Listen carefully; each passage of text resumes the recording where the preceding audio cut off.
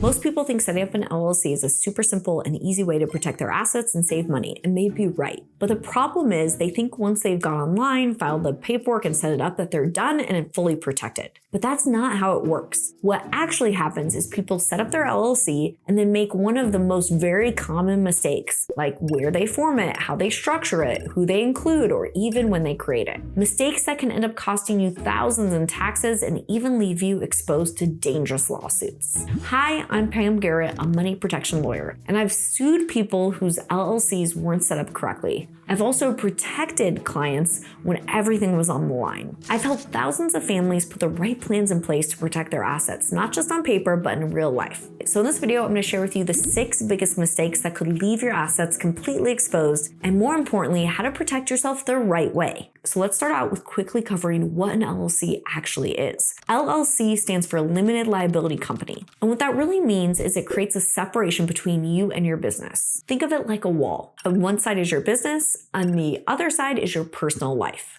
The LLC is what protects what's on your side of the wall. But if you don't respect that wall, it disappears. So let's walk through the 6 biggest mistakes and how to fix them. Mistake number 1 is mixing personal and business money. This is the fastest way to destroy your LLC protection. For example, you're using one bank account for everything. Business income comes in, but you're also paying your rent, groceries, and personal bills from that same account. Now there's no separation. Without separation, you don't have protection, which means if there's a lawsuit or judgment against you, a judge could order your personal assets are subject. The fix is simple. Open a separate business bank account, run all your business income and expenses through it, and keep your personal spending completely separate. Pay yourself from the business, then spend personally. Mistake number 2 is not having proper documentation. A lot of people set up an LLC online and then stop there. No operating agreement, no records. For example, if you ever get sued and they ask for your documents and you don't have them, it looks like your LLC isn't a real business. The fix is to have an operating agreement, even if you're the only owner, and to keep records. You need to show your LLC is legitimate and operating as its own entity. Mistake number 3 is negligent or careless actions.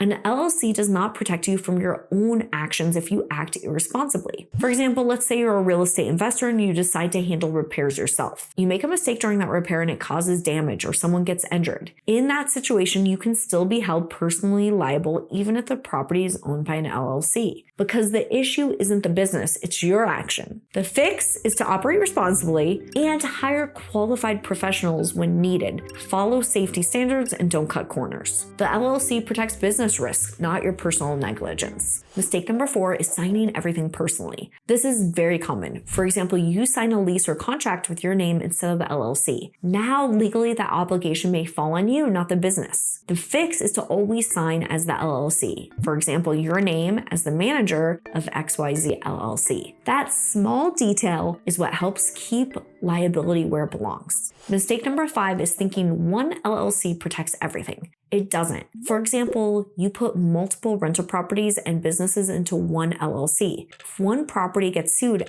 everything in that LLC is exposed. The fix is proper structure. Separate assets in separate LLCs when appropriate, so one problem doesn't take everything down. Mistake number 6 is not having an exit strategy with your business partner. This is one of the most overlooked risks. What happens if your partner dies, wants out, or you have a falling out? Most people don't think about it until it's too late. For example, you and your partner own the business 50-50 and then something happens to them. Their ownership could pass their family and now you're in business with someone you never chose. Or you end up stuck in a dispute with no clear exit. The fix is have a buy-sell agreement in place ahead of time. This outlines exactly what happens if a partner exits, passes away, or wants to sell. And one of the smartest way to fund that agreement is with life insurance. So there is actual money available to buy out your partner's share. Here's the bottom line. An LLC is powerful, but only if you use it correctly. Because the difference between someone who has just an LLC and someone who actually uses it strategically is everything.